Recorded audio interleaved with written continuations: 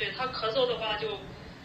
从12月中旬新冠阳了之后，一直到现在，就只有3天没咳。吃了头孢类的，或者是中药我也吃了，就是因为我们这边，我也确实没遇到比较好的中医大夫，然后就也有贴的，但是效果不明显，也有见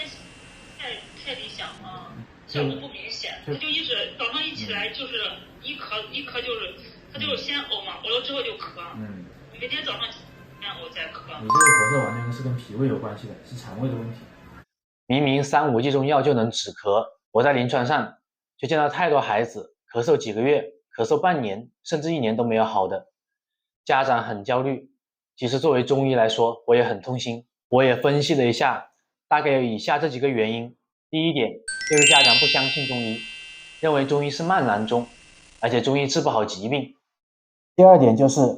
家长带孩子看中医，但吃了中药没效果，这个主要是方不对症所导致的。第三个，